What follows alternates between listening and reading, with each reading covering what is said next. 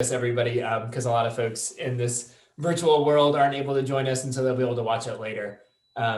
Welcome, everyone. My name is Garrett Westlake. I'm the Executive Director of the Da Vinci Center for Innovation here at VCU. And we're really excited that you joined us here tonight for this info session on the Masters of Product Innovation program. This is a program that is, I refer to it as the crown jewel of the Da Vinci Center. This is really at the heart of what we do. We get to work on a lot of incredible, fantastic projects and serve as a catalyst in the community for innovation and entrepreneurship. And at the heart of that is really the Master of Product Innovation program. So you're going to get to hear more from me and from Mary Chris, who's our assistant director in Da Vinci, a little bit later on in the program.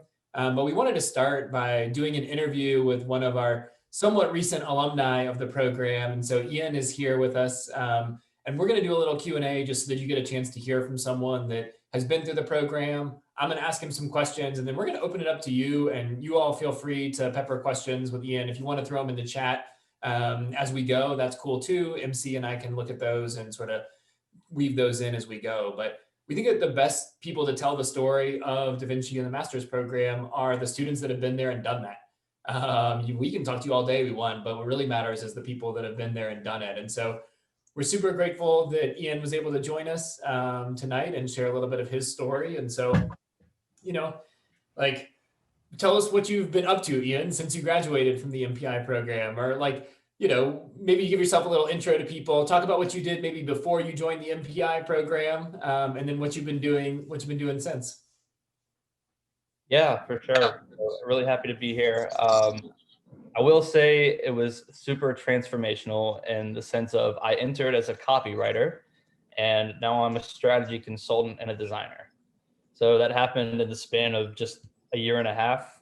So it's crazy how many new perspectives I was exposed to, how many ideas I wanted to bring to life and new methodologies to apply. It was just like going from undergrad at a private school and like a liberal arts degree, and then moving on, doing like a kind of like a going through the motions job, doing a little bit traveling, coming back. I didn't know what to expect, but it was all of that traveling, all of that what if encompassed in one track and in one program. It was very cool. So what I've done since graduation, wow. I've moved fast. I feel like before Da Vinci, I was just moving at like 45 miles per hour, and now I'm always on the interstate.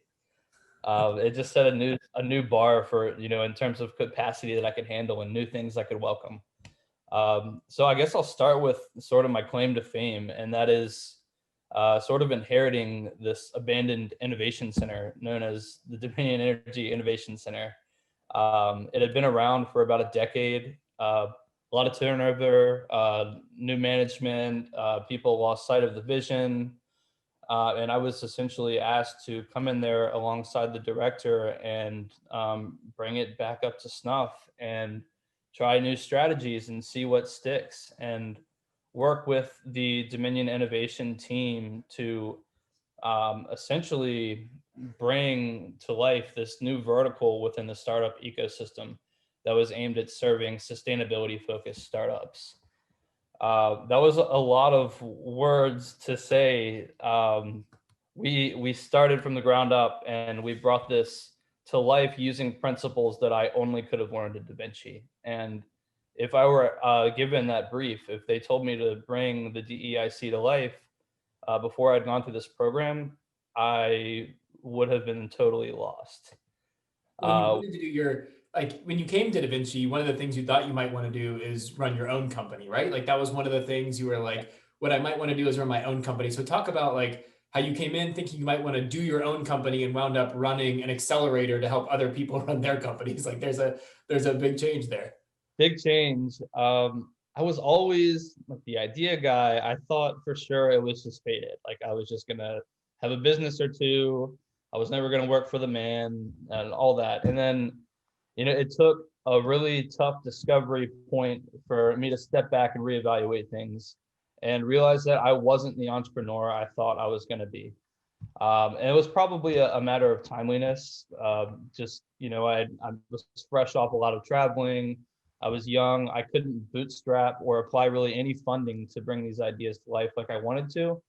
So I did realize that I needed to look at my strengths and what I could put forward at that time, and that was taking the shift from entrepreneur to a resource facilitator and a connector, and just talking to people and leveraging people in my network to help get those people to the next level. So this job at DEIC seemed like a really natural fit for that. Nice. I think something that, I would tell people when they ask about the MPI program is that I think we take culture really seriously. I think we'll talk more about how the program is structured later, but it is a cohort-based program. We bring in a cohort at a time. It's not just a bunch of strangers that all kind of show up and take classes, sometimes together, sometimes not. There's a lot of intentionality behind it. And I'm just curious, can you talk about from the student perspective, like what your experience of the culture was? Yes. So going in, I'm a natural introvert. So going in, I loved to lock myself in the creative cave, put my head down, not talk to anyone, and do my work and get out. And it was polarly the opposite going into Da Vinci, where they very much stress that diversity is power. Like your team is enabled by the multitude of different perspectives that is the collective of your teammates. And that whole co-creation mindset, it just flipped a switch in my head. And I mean, it got me to my first job, and now it got me to my second job. That is fundamental on all of those same principles. I mean, it's how all the big corporate companies in the region and the state and really the whole East Coast are running on. It's the shift that everyone is taking. So I guess I say that to get to the point of this program is not just for people who want to be an entrepreneur. It's for people who want to enable a new culture of thinking and a new way of problem solving. If you had to Did I pick, even answer the question? I was just rambling there. I think that works. If you had to pick like maybe one example of something that you felt like speaks to the culture, like either a project, an opportunity, an activity, like some experience in the program that you feel like is a example of the culture, what's something you could share with folks? Yeah. The fact that I was given in our NO 590 class, for example, 4 different projects that we could go. And I just laid out, I told my version of the story of why I wanted to work with, I guess I could say it now, the company Dominion, which was, I mean, coming from me, who was like a small grassroots, baby-sized private education, like I hadn't had much exposure to major companies. So I saw this as a chance to totally open my mind to the new enterprise scale of work that it could be done. So I told them flat out why I wanted it. So they put me on the brief. They introduced me to who was the director of innovation at Dominion Energy at the time, which is insane. Garrett got me personal conversations to sit down with their team and meet them outside of just being a student. And that led to me creating and nurturing those conversations and relationships even further to the point where I leveraged that and accelerated into my first career step. Like that's just not something that happens, and it's not something that you would think stems from a graduate program or just an institute like this, but it could happen. And I don't like to admit it, but I didn't know where I was going before, and it just opened my mind to what could be. I think on the flip side, what's really one of the things that I really enjoy about this being a small cohort-based program is that people like me and Mary Chris and the other faculty like get to know students in the program and get to actually know what you're interested in doing and make those connections, right? It's not like, oh, there are 100 students in this cohort and like they're all going through it and some of them will get jobs. I really enjoy the like, how can we help bridge that gap and connect you to people in certain industries or fields? And we get to learn alongside you of like watching you take on the Dominion Energy Innovation Center has been super cool, right? Like now that's another asset in Richmond that has ties back to Da Vinci and that shapes this larger collective ecosystem. And I think you're seeing more of that as more grads of the program go into these other fields.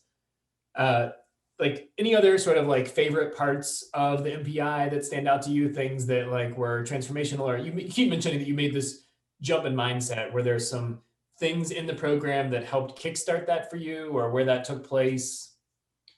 Yeah, I mean, I would say I'm not going to name drop, but like given the opportunity to take on my what were standard homework assignments and work with the in residence designer, like just being able to work in his office, bouncing questions back and forth, like that was transformational to me because in my previous experience, I would read the syllabus, I would read what we had to do, I would submit a Word document and hope I nailed all the points, and like I was challenged. I was really challenged by faculty and by all of my advisors to think outside of the box.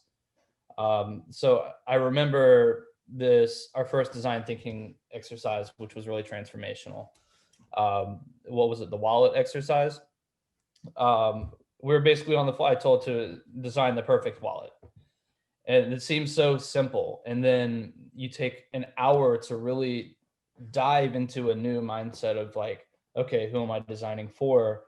Like nailing down the perfect strategy, all of the different moving parts. And you realize that so many things are done unintentionally. And there's a flip side to this of like really knowing who the end user is and who is going to benefit most, and like framing how you're solving the problem and knowing the why behind everything you do. I can't pinpoint one experience, but I do remember a shift happening after that first design thinking exercise and just giving way to a total recalculation of how I approached people when they came to me with problems. The design thinking is something that is a big piece of this program. And Ian and I were chatting before this started a little bit. Some of you were here, but like he was asking about some of the next things. One of the things is that we've been doing more external training where the master's students in this program are joining the faculty as facilitators in a little bit of like a co-op fashion, where students in the master's program and the faculty are going out and training external organizations in design thinking. So just in the next couple of weeks, we are doing one for VCU Police, where VCU Police contracted the Da Vinci Center to reimagine policing using design thinking. And master students in the program and myself are going into VCU Police to help them reimagine what policing might look like using design thinking. We did this in the fall semester with VCU Health. They took 40 frontline COVID nurses off duty and put them through a one-day design thinking workshop with us to innovate how VCU could better respond to COVID-19 with their nursing staff using design thinking. And students, again, from the master's program helped facilitate and were a part of that. We're doing it for a national organization that works with kids with learning disabilities to look at how that, and most recently, we might even end up doing something with Caritas, the local homeless shelter in Richmond, to think about how we might use design thinking to improve services for individuals that are homeless. So, there's really been this move in private sector and the public sector to use of design thinking. And this is something that all of our graduates are coming out trained in. And this year we've issued everybody certificates, IDEO-based certificates in design thinking. So they're certified in design thinking. And some students are actually going to become, in this next group, trained facilitators. So they'll actually go through facilitator training and be trained facilitators of this content, and be doing this alongside faculty. So I think Ian said that it was transformational for him. We've seen that as well, and we're really doubling down. And this is going to be something that I think we're going to do more of going forward. I mean, those certificates you're naming off are just, you can't even put a price tag on it.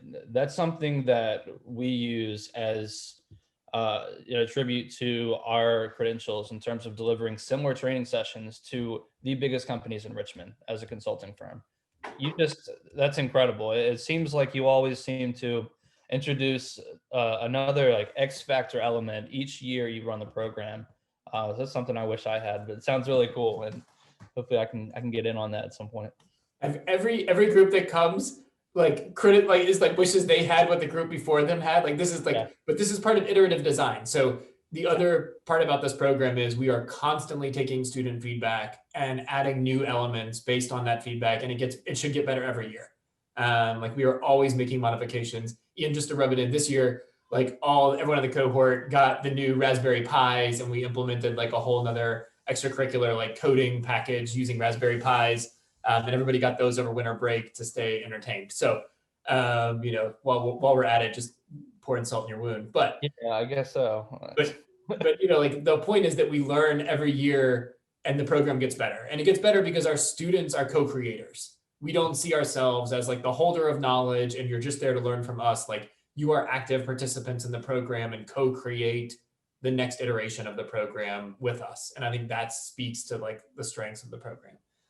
Absolutely. And I was in a unique position because remember, I entered at like a mid-level point where I straddled two cohorts. So that chemistry was very real in the following cohort. And I really only got to spend a couple months with them. But even in that time, I felt like they were just so eager to learn. It was like we all stuck together when we were out in Italy. I'm not sure if they're familiar with that piece of the program or if that's happening anymore. But it was really special to be a part of, and there's something there undefined that speaks to the success of what y'all are doing. So what questions do those folks that are joining us have for Ian in this next little bit before he's got to run? And MC and I are going to talk more about the fundamentals of the program and answer your questions. But if you have questions for Ian, go ahead and unmute, ask away, or drop them in the chat. Yeah, Clark. Hey, Ian, you spoke a little bit about your pivot from copywriting to strategy. I'd be very interested to see to hear about how that shift happens for you personally, and then you made that shift professionally. Yeah, good question, and good to see you, Clark. So I realized quickly that writing was a very small facet of overall creative direction. And I actually made the shift because during the program, someone made a comment to me that I will never forget. They said, I was looking for freelance opportunities, but I could never find a designer to pair with me given a quick deadline. So someone told me, they looked me right in the eyes, said, you want a designer to work with you? Become a designer. Right. So it was very much that mentality behind taking on new things and building new skills. It's like I wanted to become a strategist because I realized that you can't just write something and design something. It's got to be intentional.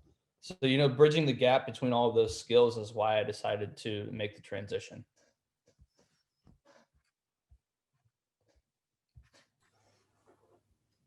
Other questions for Ian?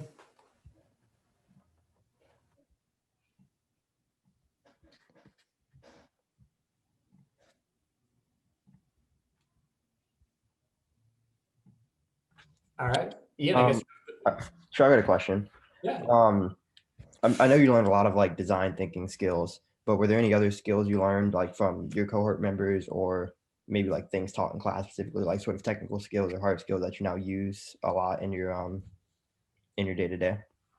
Yeah. So actually, going back to the design thing, I asked for a Creative Cloud license and they gave me full enablement to continue to work on side projects in combination with my course load, just so I could continue building that up outside of the program. But similar to how they're giving out IDEO certs, they supplied us with the Scrum Master certification, which is really big in agile cultures. So pretty much like the idea of maximizing every minute. So turning hour-long conversations into 45 minutes and 30-minute calls into 25 minutes, and understanding gaps in your day where you could better take advantage of your energy levels and of tasks to be done. So I would say, in addition to design thinking, to make it short, they taught me project management and actual visual communication, or at least it empowered me to do so on my own.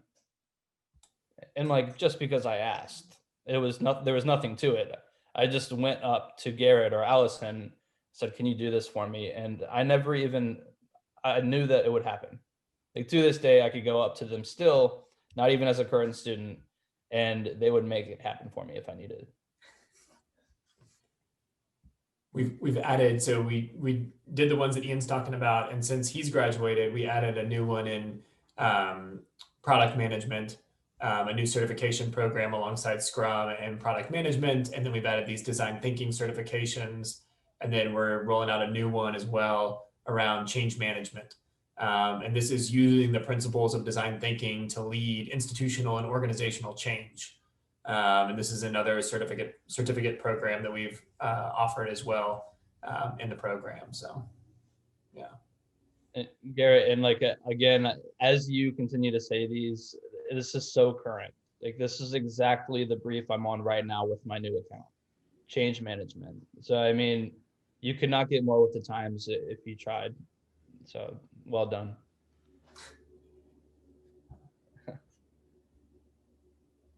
I just put my email in the chat for everyone, and some people don't like to board out questions in front of 12 others. Totally understand. I am here as an ongoing resource as needed.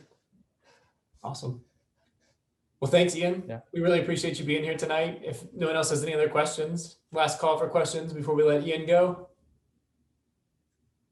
Cool. All right. Well, his info's there. So like he said, if anyone has follow-up for him, feel free to reach out. And thanks for your time, Ian. Thank you. Yeah, of course. It's good seeing y'all. Yeah, you too. Bye. So, so now we're going to go through some more specifics about the program. I'm happy to answer other questions.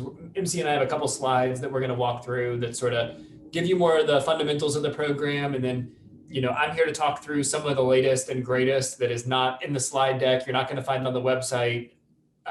That's one of the challenges of an organization like ours, is that it is constantly evolving. We are adding new programs and new people and new things.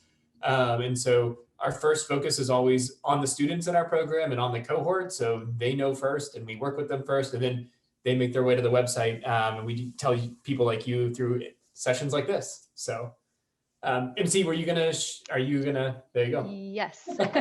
Good. Can everyone see that? Excellent. Let me just, great. All right. So yes, we do have some just general information we're going to go through here. You can continue to type questions in the chat. You can unmute. We have a kind of a small group, so feel free to ask questions as we go through. But just kind of a super quick high-level overview about the Da Vinci Center. We are a collaboration between School of Art, School of Business, and the colleges of Engineering and Humanities and Sciences. So our center has actually been around longer than the MPI program has. We started with undergraduate programming, I believe, is it 12 or 13 years ago now? And really as this unique collegiate model that's truly a collaboration between all these schools. So we're not housed in one department. We are our own unique entity that is supported by all these different departments and is truly cross-disciplinary. So that is something very unique about our program, is that we're not, you know, in a school of engineering or in a school of arts. We are our own independent center focused on that innovation and entrepreneurship and collaboration that, you know, Ian really talked so nicely about, like that being the core of his experience. What that means for all of you is not just that we have those affiliations, but it means that, for example, as a student, you can use the Career Center in the College of Engineering and the Career Center in the School of Business and the University Career Center. You can use all the College of Engineering's maker spaces and their labs and their resources, as well as, so you can really take the best of all of those colleges and schools as though you were a student in them and take advantage of those resources. And the impetus for the MPI program actually came in part from industry. So Altria actually came to VCU and was interested in a new degree program that would serve them. And they were looking really at the future of product innovation, and they wanted something more current and relevant than the MBA. You didn't hear me say it that way, but they were looking for something specific where their needs weren't currently being met by programs that were offered. And so Altria actually gave an initial $1 million plus gift to start this program. And they gave the money to really kick it off. And they were one of the largest employers when we first started, because they were having a lot of their innovation leaders at Altria go through the program. So that's sort of where it came from. It was actually born out of industry. And something we've really talked a lot about as a center in the last year, especially, is really refining our mission and vision. And our vision statement is to impact communities through bold curiosity and intentional innovation. And I think, again, just to kind of tie back with what Ian was talking about, that bold curiosity, that idea that, like, we want to support you in what you're curious about, what you're interested in, what you want to explore as a student. We really want you to bring that spirit to us, and we want to help support that and help you kind of refine that and draw projects out of that. So we're really excited to get students who want to explore and learn and try new things. We also just, as a center, recognize, access, equity, and inclusion. We talk a lot about human-centered design, which is all based on, the humans that we're designing for. So who you're creating a business for, who you're creating a product for.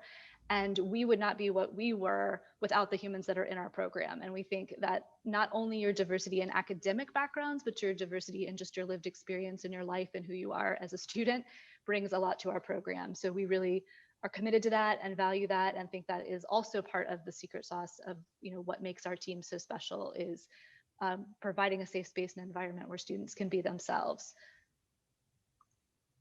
All right, just getting into our academic programs a little bit, just touching on the fact that we have undergraduate programs as well as graduate programs, just so that you're aware of that. Undergraduates can take a certificate in product innovation, a certificate in venture creation, or a certificate of completion in human-centered design with us. Those are not in any way required to advance into our MPI program. I get those questions sometimes, but those are there for undergraduate students. And then on the graduate level, we have the Master's in Product Innovation, which you all are here learning about tonight. And we also have a graduate certificate in healthcare innovation. So I don't know if you want to talk just a touch about that, Garrett, and how that developed. Yeah, so this is a collaboration between the Da Vinci Center and the School of Nursing. And this came out, again, out of our design thinking work and our product work. And really, the Da Vinci Center is part of a $7 million collaboration with VCU Health called the Health Innovation Consortium, which is looking at how innovation can be used to advance healthcare. So out of all of that, alphabet soup came our own collaboration, which is this graduate certificate in healthcare innovation. It's one of the first of its kind in the country. And what's really cool about how it's built is that if you do the master's program in product innovation, you take 2 electives in our program. And if you take those 2 electives in the nursing school, in their track related to healthcare innovation, you actually graduate with both. So you graduate with our master's in product innovation and the graduate level certificate in healthcare innovation. Even if you weren't planning to go into healthcare, by just taking your 2 electives in nursing in this program, you're getting both degrees. And health is very broad. So this includes health and wellness. This could be fitness trackers. This can be lifestyle behavior modifications. Especially now with COVID, I mean, like everything is wellness, right? Like we're all trying to figure out, like this could be something that you want to go work for Peloton. Like there's really a huge market for this health innovation. And healthcare has been very siloed and like hard to break into, right? It wasn't easy. You had to like go to nursing school or be an MD, and there wasn't a lot of inroads for people that just wanted to explore it. So having this joint program with nursing has really allowed us to offer this unique insight into healthcare. So it's something that you can do as part of the MPI. It doesn't cost you any extra money because it's built in as your electives. You obviously don't have to, but it's there if you'd like to. And again, just a quick high-level overview. The Master in Product Innovation is a 13 to 18-month program if you go full-time, and we'll briefly touch on what it looks like if you do want to do a part-time option with us. That is an option. And then that graduate certificate in healthcare innovation is 12 credit hours. But again, as Garrett just mentioned, you can actually just take your 2 electives for the product innovation program and be done with both certificates. The healthcare certificate is a standalone certificate as well. So if you all know anybody who might be interested just in that certificate, students can do just that certificate as well. So just to kind of give you an overview of what the program is, I find sometimes the best way to do this is to talk through our classes, so you can kind of get a little bit of a feel for what you would be taking in the program. And again, I've got this based on a full-time enrollment and kind of that 13-month program, so a summer to summer program. I'll show you on the next slide how one way it could break down if you wanted to do more of a full-time, more of a part-time. Similarly, you do have an option to start in fall. And that is actually what Ian was referencing. He started in the fall, so it took him through to the next fall to complete the program. So just so you have kind of know all of your options. Right now, we're primarily talking about summer because that application deadline is coming up on the 15th of February, so you still have time to get in. But if you just know summer's not going to work, we do have a fall option and we do have part-time options. For the summer, the Italy experience that Ian was referencing is our EIA, European Innovation Academy experience. Obviously, some things have changed with that, with COVID and travel restrictions at the university, as well as just the European Innovation Academy itself. I thought I would turn it back over to Garrett just to talk a little bit about kind of where we are with that, with summer, and just in general as a program where we are with COVID. Yeah, so quick background. This was something that we brought to the master's program when I got here in 2016, which was joining the European Innovation Academy. It's a collection of universities. The first US schools to partner were UC Berkeley, Stanford, and the Da Vinci Center. So that was the original trifecta from the United States. It brings together top students from all around the world for a 3-week technology accelerator, and they bring mentors from Google and Twitter and Amazon. And you basically have 3 weeks to launch a technology company with people from all around the world. And you learn not only from different disciplines, but also what it's like to do a company with different cultures. And it's a really valuable international network. Our students have benefited not just from the content, but also from the extended global network that you gain. So, for example, one of our students, after he left the MPI program, he actually went to go work for a venture capital firm in Poland.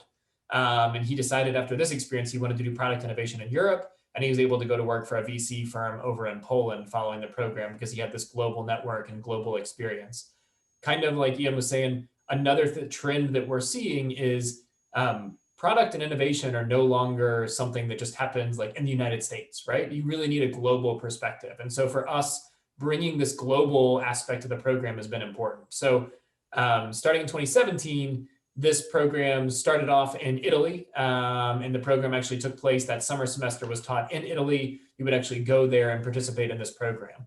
This summer, it will be a virtual program. So EIA is still bringing their network, so that it'll still be this very international network.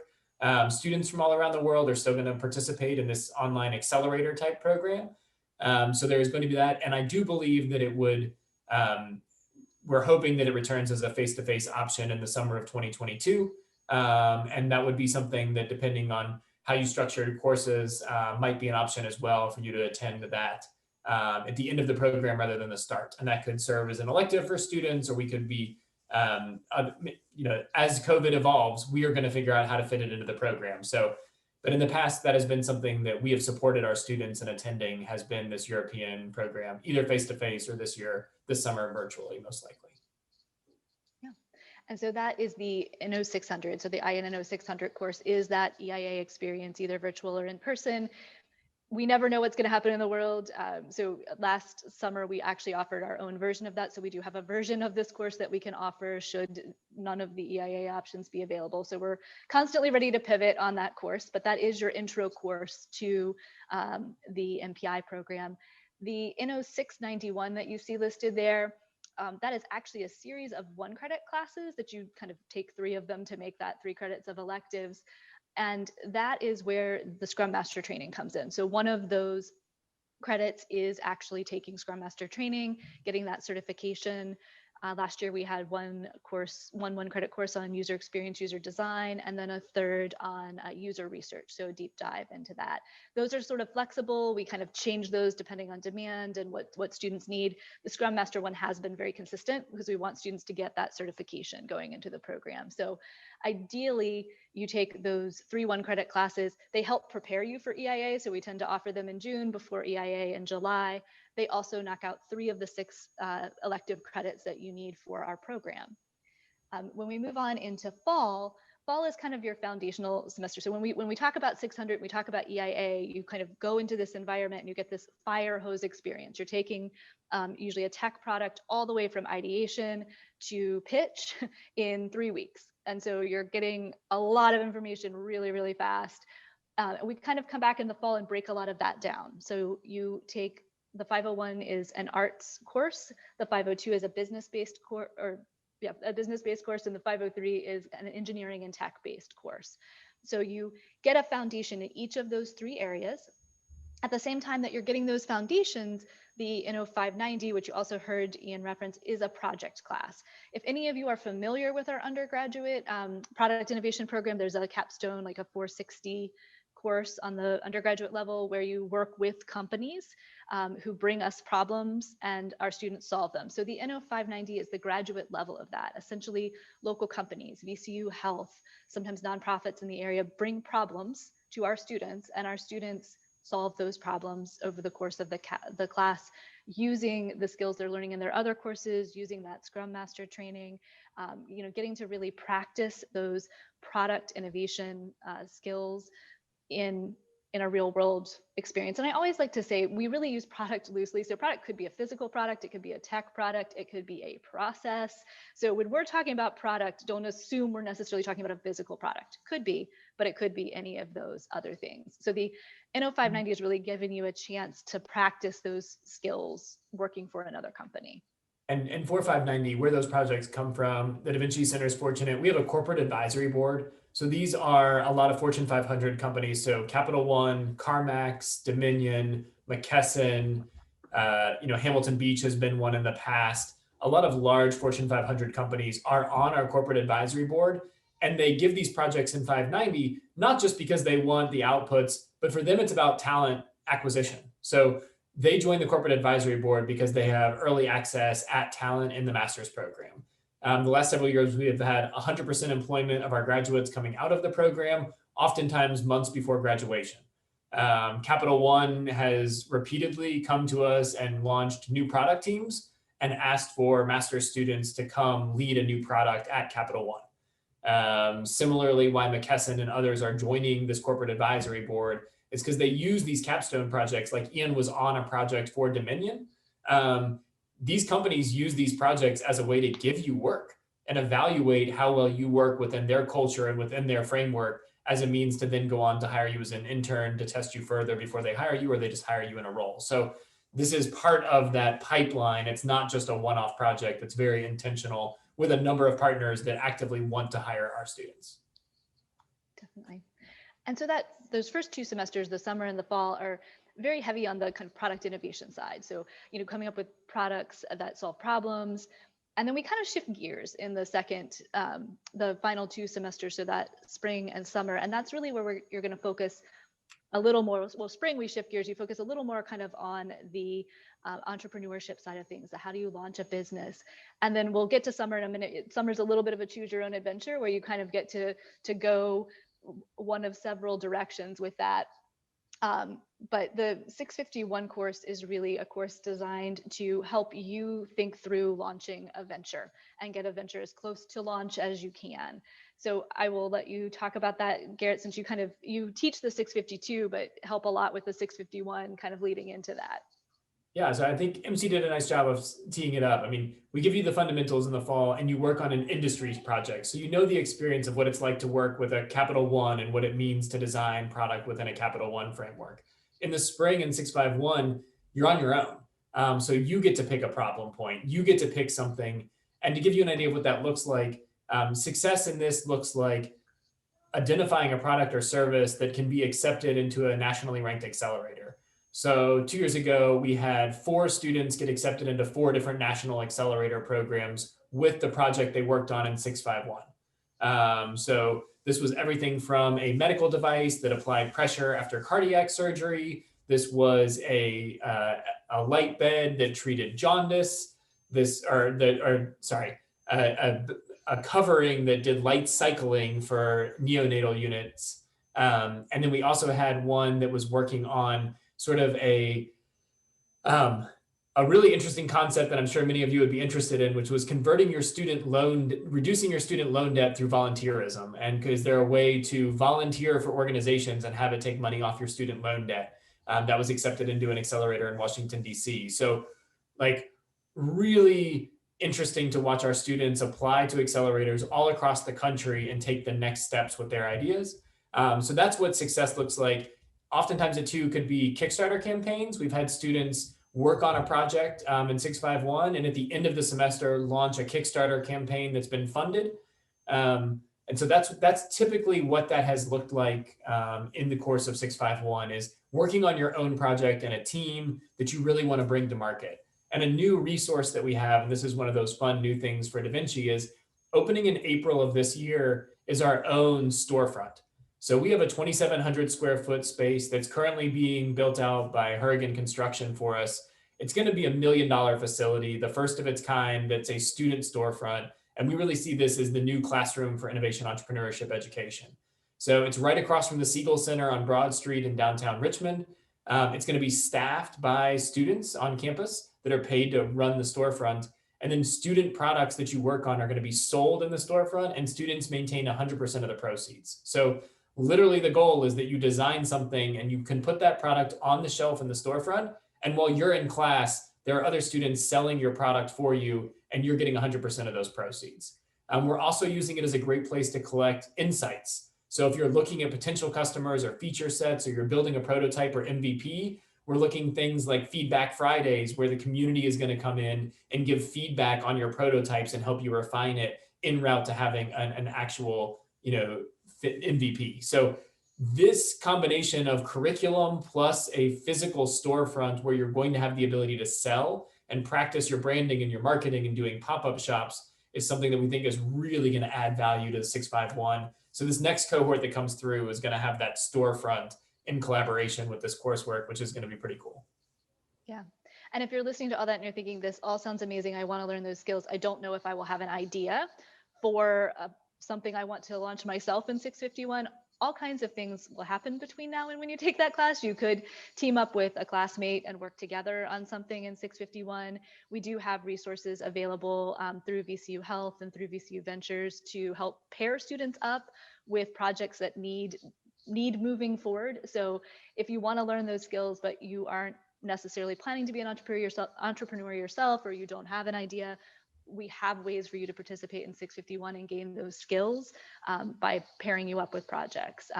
But kind of to Ian's point earlier in his story and why it was great to have him here, sometimes that shifts. Like sometimes you think you have an idea for something and it shifts to something entirely different, or you change course. But there are ways to be in 651, and use other ideas. So we help you with that along the way. Don't be intimidated by thinking you have to come in with a fully formed idea. And people come to us all the time looking for students to help them with their products. So some students in 651 this semester are working on products that other people came to Da Vinci and were like, hey, do you have master students that can help advance this and move it forward? The College of Engineering came to us, a faculty member. Sometimes these faculty members are not entrepreneurial. They're great inventors and they have new technology that they want brought to market, and they are the faculty member behind it and they don't want to bring it to market. We have a technology right now that's really cool. It's a mask that sanitizes itself, and it has its own wiring that heats up to a temperature degree that kills all viruses, but does it so quickly that it doesn't burn you, but it does kill the virus. And this is a technology that's been patented. So they were looking for master's students in our program to commercialize it. So the engineering faculty designed this in the era of COVID, and they were like, hey, can master students help bring this product to market and then sell it in the storefront? So that's like, just to give you some examples of, it's not all on your shoulders to come up with these ideas, like MC said. Yeah.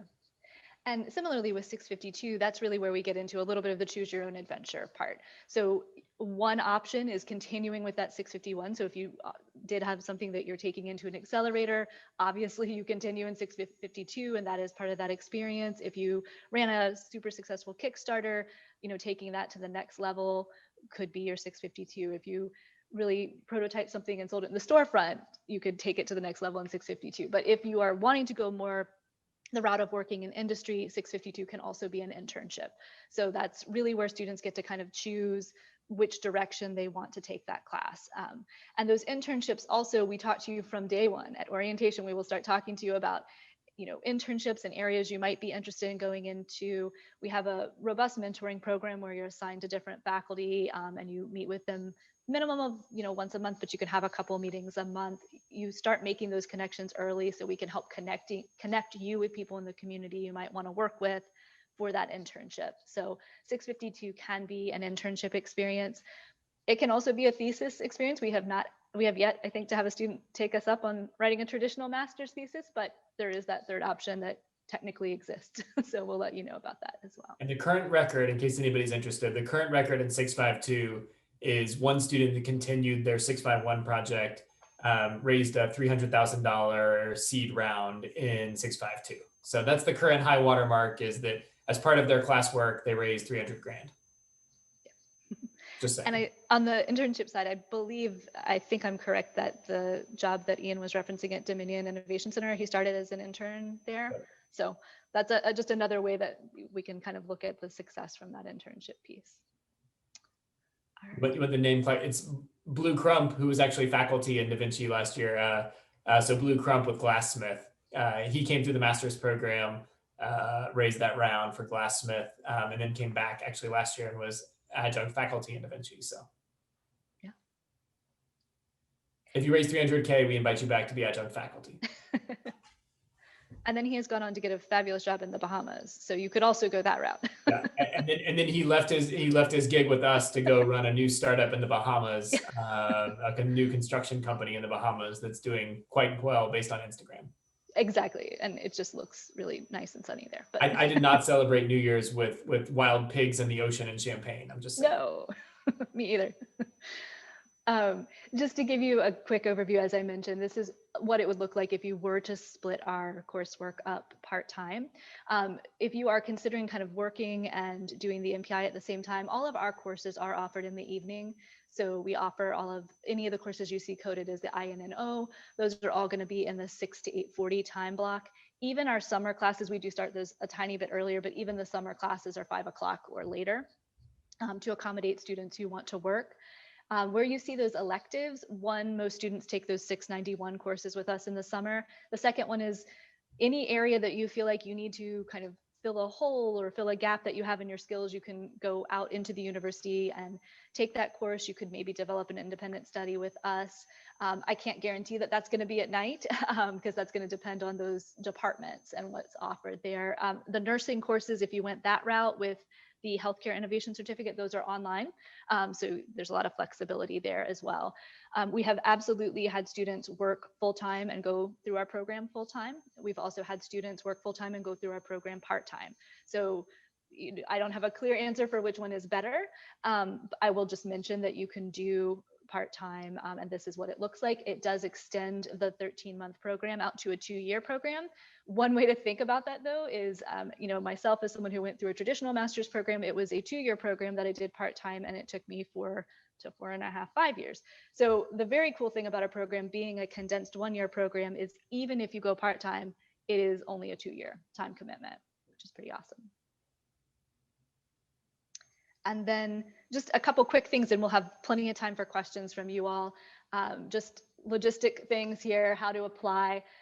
If you go to our Da Vinci Center page, you can click navigate to the application. It's actually going to link you out to the grad school, so we just don't want that to be a surprise. And you apply now through the grad school. Do make sure, because at this point, both our summer and fall application are active. So if you do want to do that summer start, just make sure you're picking the right application. If you happen to not, we can get that corrected, but they are both live right now. So just be aware of which one you're clicking. And then what we need from you by February 15th, because I know we're, believe it or not, getting closer to that date than I think we realize. We need your statement of intent, a resume. We need the names and email addresses of 3 references. You don't have to have letters in, to meet that deadline of the 15th. You just need to have those names and email addresses. A portfolio. If you are coming from an arts background, we do want to see a portfolio. If you would like to submit a portfolio of work that you've done and you're coming from a different background, that is also absolutely great. We would love to see that. We really evaluate students based on the whole person. So we really want to know who you are as a human. We are less about what's on your transcript and what I'll talk about that. We're actually not requiring standardized testing, but we're less concerned with those things than your statement of intent, anything you want to show us in a portfolio, what your references have to say about you. So, if you are not a designer but have done design work, or if you're someone who has just, for example, put together a curriculum, or anything that you've done at your job that you could sort of visually demonstrate by including examples of it in a portfolio, we are happy to accept that. But those are the things that we would need from you for your application to be on time by February 15th. We are waiving standardized testing. It's kind of a hassle right now with COVID, it's an extra expense for you. It's also all online. Again, it was never something that we looked super hard at. So those are waived right now. You do not need to submit standardized tests. I will also just mention, if the application fee is something that feels like a barrier to you, please reach out to me about that. There's a couple different ways that we can work around that application fee. So if that feels like a barrier, please, do not hesitate to reach out. I'll make sure I put my email in the chat before we close out tonight, so you can let me know. All right, and that is it. I'm going to go ahead and just stop sharing this, and we are happy to take some questions from you all, really about anything. Feel free to unmute or drop questions in the chat. I had two quick questions. The first one is there a way to see past student work or just an example of past work from a student?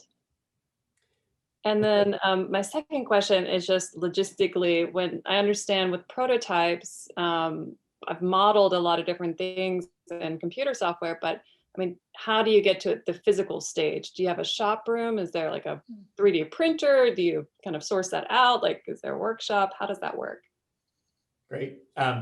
So that's a great question. And Mary Chris, maybe you can work with Allison on getting some 590 books for some of the nonprofit projects. So most of our industry sponsored work, we do sign non-disclosure agreements. So there is some limit on what we can talk about for industry projects. We do always do a nonprofit project every semester as well. So we do a mix of industry work and that. And those we can share. So we are not, bound by NDAs for those. So can show you like what a final deliverable from the 590 project class looks like that kind of ties all that together. Yeah. So MC, if you can just help track some of those down, we can share. And on that note, I'll also just mention, we have a blog on our website, and there may just be some good articles there about some things that our students have gone on to do. So not specifically, I will absolutely follow up about getting the example from the book, but that may just give you kind of an idea of where graduates have gone. Thank you. Yeah. And then to your second question, absolutely. We have our own makerspace. We have multiple 3D printers. We have a laser cutter. We have a sewing machine. We have a wood shop. We have, the basic tools to build stuff. And then, like I mentioned too, the benefit of being affiliated with all the other schools is that there are also some maker spaces in the library that have some more digital tools around podcasting and digital creation, and you can check out cameras and other equipment from them. And then engineering is opening a new 9,000 square foot maker space as part of a new engineering research building that comes online, and Da Vinci students have access to that 9,000 square foot maker facility.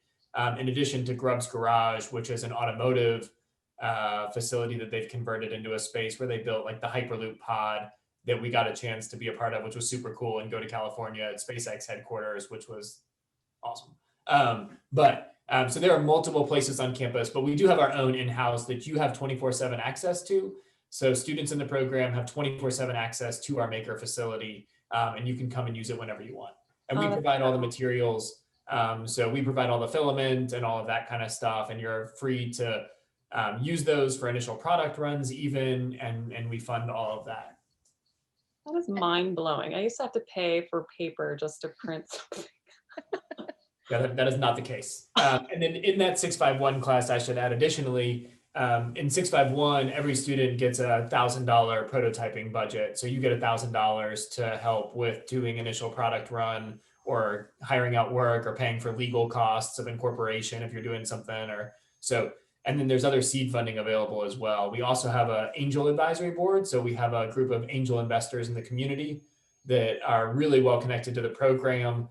And they give philanthropically to the program so that we can give these seed grants to students, but then they are also actively involved as angel investors and like to come and see what you're working on and are potentially there to make investments of their own in what you're working on as early stage investors. That's absolutely incredible. And I'll just mention that blog I mentioned is called News. I just went and looked at our website to make sure I gave it. So if you click on the news tab, it'll show you some stories about things Awesome. students have done.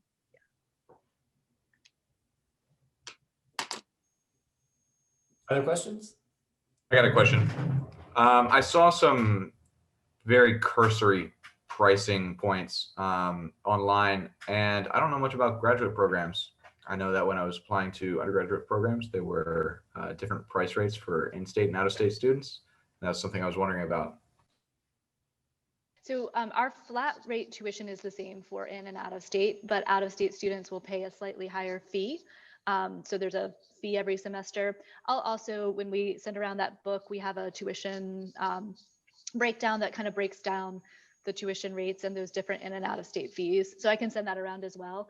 But the flat tuition is the same. It's just there's some additional fees for out of state students. And then in a similar vein, I remember when applying to undergraduate colleges, I was engaged by admission programs about scholarships, and I was wondering if there's anything around that. I imagine you guys have a lot of students who come from industry, so that might be a little different. So we do not have any merit-based scholarships. We have some small need-based scholarship funding available. It does not typically cover the entire cost. It varies year to year depending on the graduate college and other funds available. We have had fully scholarshiped positions available before, where students are a GA in the program. So those are traditionally available for students that are not working a full-time job and are available to be like a graduate assistant, and then in exchange have had a large portion of their tuition paid for through their graduate assistantship. And we've had those available. We are looking at trying to create more of those. I'm anticipating, and again, all of this is in flux, but multiple departments have expressed interest in having sort of embedded design thinkers. So one thing I'm exploring with other groups is like, what would it look like for sociology, or I mean, social work is like, hey, the School of Social Work would like to use design thinking. Could they have a graduate assistant from the Da Vinci Center that is just sort of on call or on demand and participating in multiple projects within the School of Social Work to help them use design thinking? VCU Police being another example. So you could actually, instead of just doing one training, like be embedded.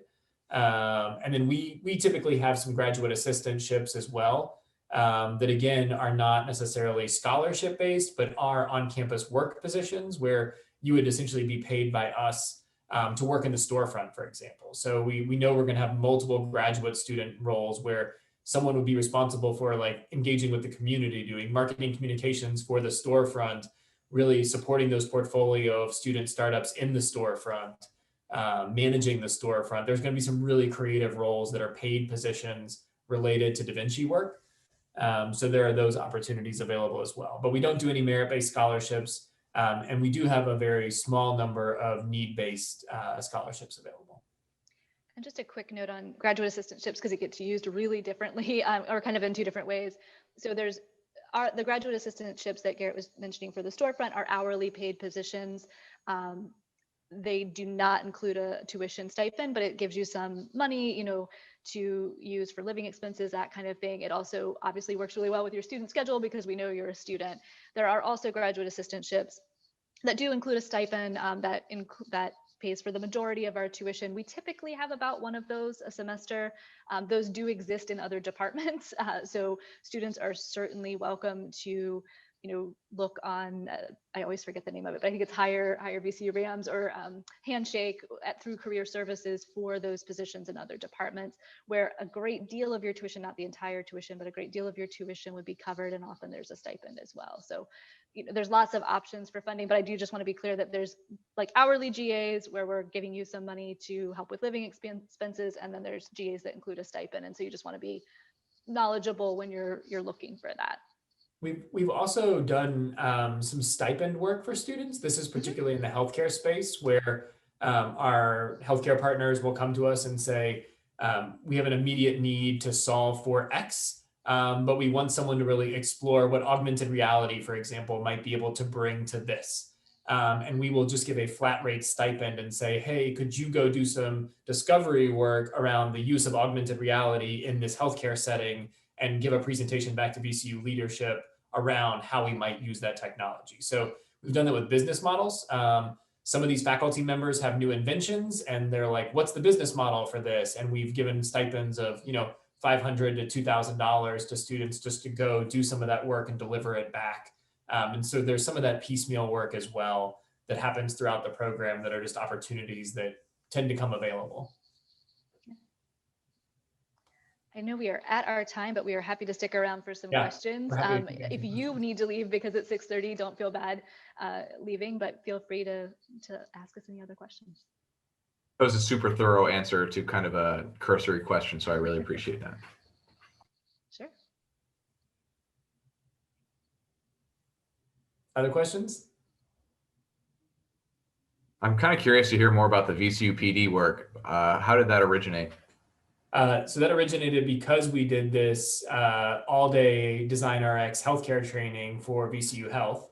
And one of the attendees was the chief of police.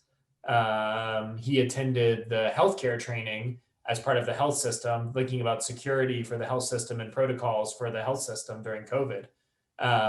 And they like saw what happened with healthcare and were like, whoa, if you can do this related to healthcare and COVID, we should be doing this with the police.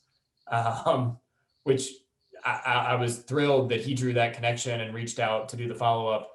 And then we also trained the whole committee for health and safety. There's a new health and well-being committee at VCU, and they have 60 members from across the institution. And I just finished 4 trainings for everyone on that committee to use design thinking when they look at health and well-being across the campus. So I think this is, we are quickly becoming sort of a service center to the university and to other universities. We've partnered with other universities as well to do this for them.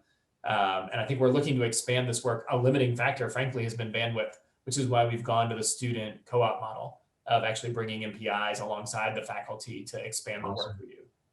Yeah. I'm kind of curious. You said that chief of police saw the results in the healthcare system. Were there measurables for that? You said you were bringing in nurses, right? So they were just really shocked at how quickly. So we ran them through design thinking 3 times, back to back to back to back. Once just to learn it, once working on a specific problem that we chose, and then another time working through specific challenges in the health system. And he was amazed at how quickly we could get to prototypes. So say, for example, how to navigate the health system.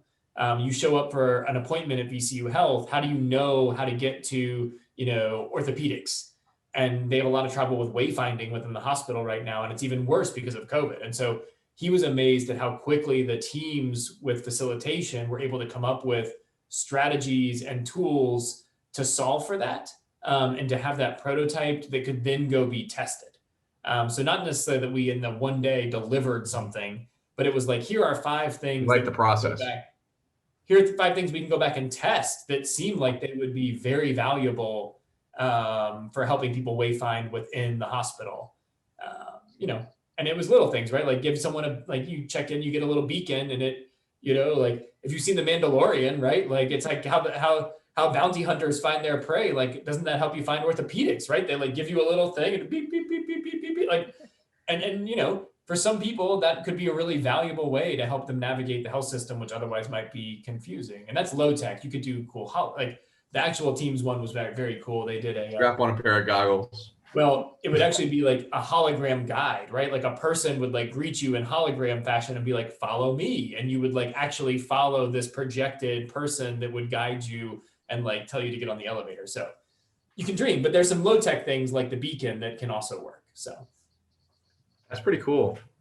And then call button use was another big one that they were solving for related to COVID, was because if you're in a COVID ward and you press your call button and someone has to come into the room, they have to don all of that PPE just to come into your room for you to say like the TV remote doesn't work, right? Or I can't change the channel, or I'm hungry.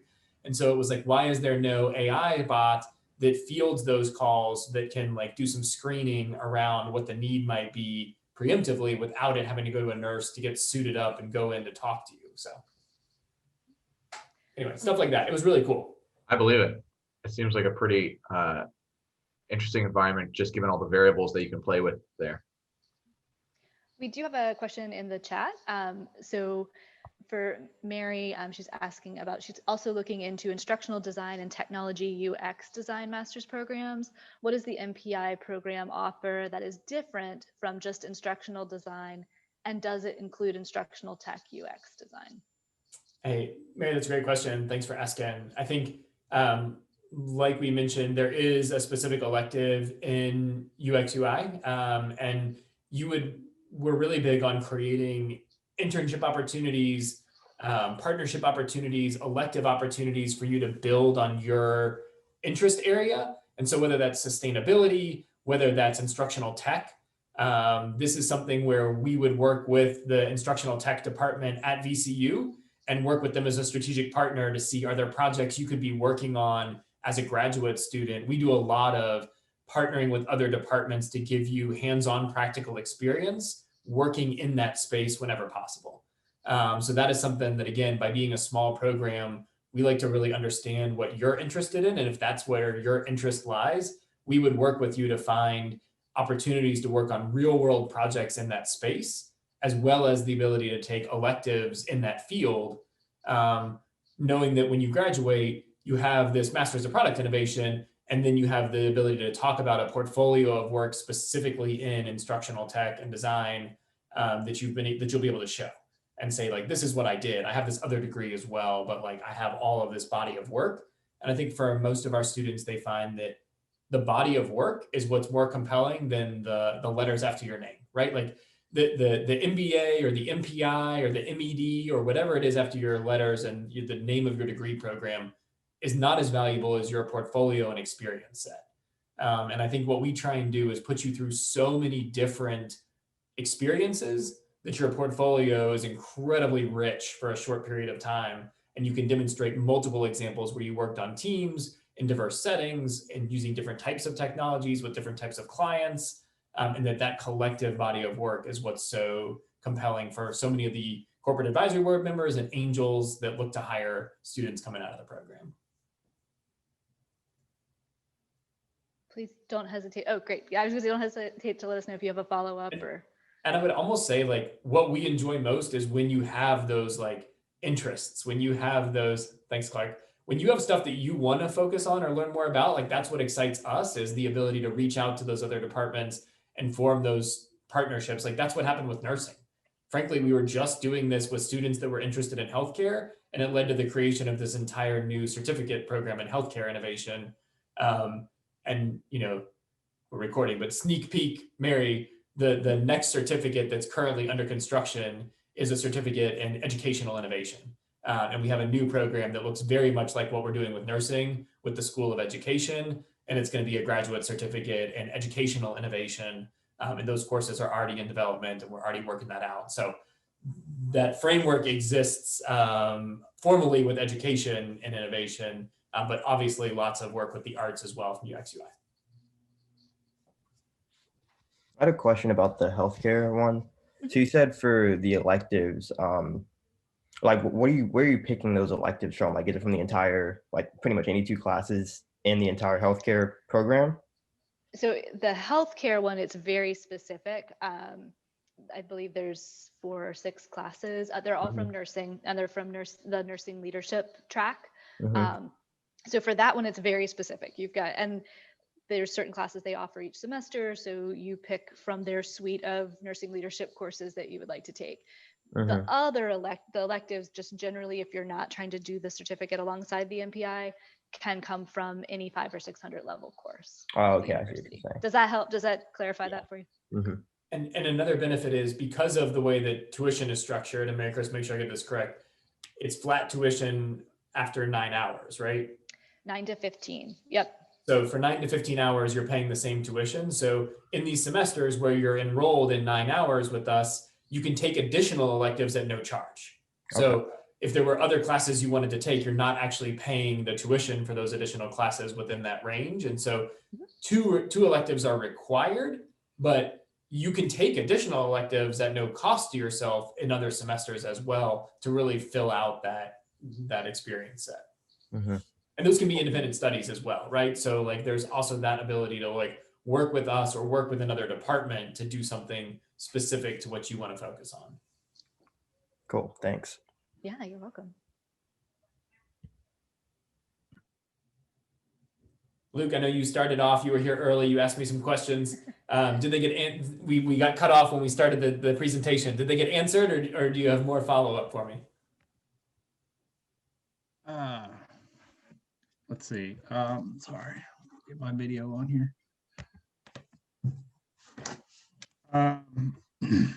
Yeah, a little bit of information overload here, because prior to 2 days ago, I had not even considered this. Currently I am a bachelor's student in I'm turned upside down right now. I'm doing a lot of management and entrepreneurship classes at the moment to get my undergrad. And I'm a little bit concerned about, I can't think of the right word, not duplicity, but like doing the same thing over and getting a lot of the same experiences. Like I know Jordan has also gone through some of this entrepreneurship stuff, some of the design thinking stuff. And it just seems like through creative economy and it seems like this program is much better fleshed out than creative economy and what I was trying to do with my degree, undergrad degree, coming back to school as I guess a alternative adult learner or whatever I am. Yeah, I just why were there only 10 people here? Well, we sent out a video, so we anticipate some people sign up and then get the video later. Yeah. And I think we're really intentional about who we attract. There are some people that like the traditional school structure. They like this is the way this program has been taught for the last 5 years. This is like exactly what it is. And there's a syllabus and a rubric, and I turn my assignments in and I get an A, and A means a lot to me. And that's not how this works. This is applied work. This is real work. This isn't doing the work to get an A. This is doing the work to really learn something and figure it out and like develop something that means something, that creates impact, that solves a problem. And it's not about the rubric. And so I think that we find that we tend to attract faculty and students that are not traditional, that are not focused on just doing school for school's sake, but are really focused on learning and curiosity and having this breadth and being excited to push their boundaries of like, well, I've never done anything in healthcare, but whoa, like, you know, the one girl I mentioned, the woman that mentioned that did a company that got accepted to an accelerator program, she came in with a background in digital design, and she had been a graphic designer and a digital designer. And the project that she worked on in 590 was a healthcare project for a cardiac surgeon that said, I need something that does XYZ to solve this problem my patients have. And as a digital designer, she like scrubbed in, observed cardiac surgery from being scrubbed in the OR. He was like, this right here is like pointing out things in the OR. And she and her team built a physical medical device that then they, at the end of their pitch for that project class, the chief of cardiology at Chippenham Hospital said, will you start a medical device company with me and be co-founders? And I'll be the chief medical officer and you guys can run the business. And they went into business together. And then they got accepted into a national accelerator program and have a medical device, right? I mean, I think, and she was like, I was a digital designer. Like, why am I running? She's like the CEO of a medical device company on the side now. And she's like, that's not what I thought I was doing when I came in doing digital design, right? So I think not everyone is as comfortable being open to that possibility. Some people are like, you know, I'm going to come get an MBA and I'm going to work in finance and that's what I do.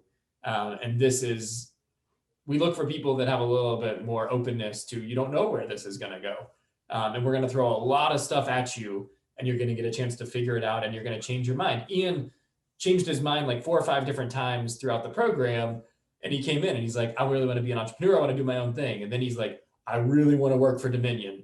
Like, I want to work in corporate. Their innovation stuff was cool. And then he was like, never mind. I don't want to do that. I had this cool experience with Capital One. I want to do UX UI for Capital One. And then he's like, I'm doing the Dominion thing. And like, what is like, but it like every semester he learned new skills and got a chance to implement them. And it opened his mind to like, oh, I could do this or I could do that. So I think, and then to your point about the undergrad versus the grad program, like for us, you know, we teach some undergraduate programs. I think we do a good job with those, but we bring a lot more firepower to the master's program. There are only 20 students max in the cohort. It's very intentional. We're very involved. You know, I don't teach in the undergraduate program at all. I teach in the master's program. Like we bring in some other people into this space, and the students in the master's program join us more as colleagues on some of these projects. And we work collaboratively, less faculty student and more just like, hey, let's do this together and go figure this out. And I think that is very different. So the scope, the intensity, the impact of the projects are very different undergraduate to grad. And we do have some undergraduates who go on into the graduate program and can echo that, like because this is always a question that comes up, what is the difference between the two? And we've definitely had undergrads who have done our undergraduate programs and gotten a lot out of the master's experience as And it's well. probably like 1 to 3 students a year come from our undergrad programs Yeah. into the grad program. Like, Yeah, I would say there's always a handful every year. Yeah, definitely. And lots of VCU undergrads. I would say we have, maybe as much as 40% sometimes VCU undergrads. So Yeah. if people you'd like to connect with questions about like coming from a certain undergrad background into our program, we might be able to help with that. Awesome. Sorry, these are my kids' headphones. They light up too. Check it out. Oh, I can't figure it out. But It's all right, but that's awesome. We fully support that. What is the acceptance ratio for applicants? Yeah, I don't know it off the top of my head. I do know that we value these conversations and we're really honest. So we tell people if we don't think they're a good fit before they apply, like why mess around? Why make you waste money on an application? So when we were in person, we would do a lot of these mixers at the center. We would meet prospective students like yourselves face to face. We would answer questions and people would say, this is what I'm hoping to get out of the program. And we would say, you know what, you're probably better off going over here and doing this, or like, how does it structured like this? And I'd say, you know what, you're probably better off in the MBA program if that's what you think you want to do. So we have a pretty high acceptance rate, but we have a fairly low, our acceptance rate is high, but our cutoff from like information session to application is where we have that first big drop.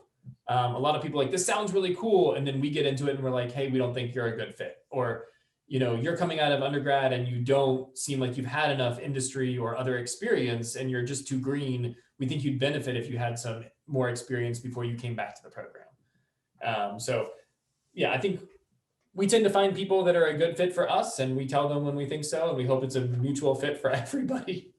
Yeah. And in addition to these sessions are great to kind of give you the high level overview, to get you in front of some alumni. Myself and Allison, who is our director, we also were happy to do, individual individual meetings with students. And we do a lot of that to kind of talk about specifically what your plans are, map out what the curriculum would look like for you. If students are thinking about part-time, I can sit and like map out what that would look like for you. So I completely echo what you just said, Garrett. We do have a pretty high acceptance rate, but we do, I think, probably more work than a lot of programs on the front end, with meeting with prospective students to make sure that people that are applying are a good match. And culture is really important in the cohort. So we really, look hard at who's in the cohort. It's been, majority women the last couple of years, majority students of color, very diverse in terms of background as well, from discipline, ranges widely across engineering and business and design. So we look at a lot of different people that have experience in industry, people that are coming out of undergrad. So we work really hard too to have this very diverse mix of students that we think are also all going to work well together. And we really think through like, how well are people going to work together? There have been some very talented people that have applied that we didn't think could like be a good friend, right? And this program is about like working with other people a lot and intensely. And so there have been some people that had technically you're incredibly talented, but we didn't think had the sort of emotional intelligence to be a good fit for the program. So we look at all aspects of the person through the application. Awesome. By the way, my walk-on song is the Beavis and Butthead theme song. So. Nice. See, we've got to get this to happen. I really want, music intros on Zoom. Like why they have not figured this out, I don't understand. It'd be amazing. I think about it every class I teach in NO 200. I'm like, this awkward, like everyone's filtering in, and anyway. Sounds like a future project.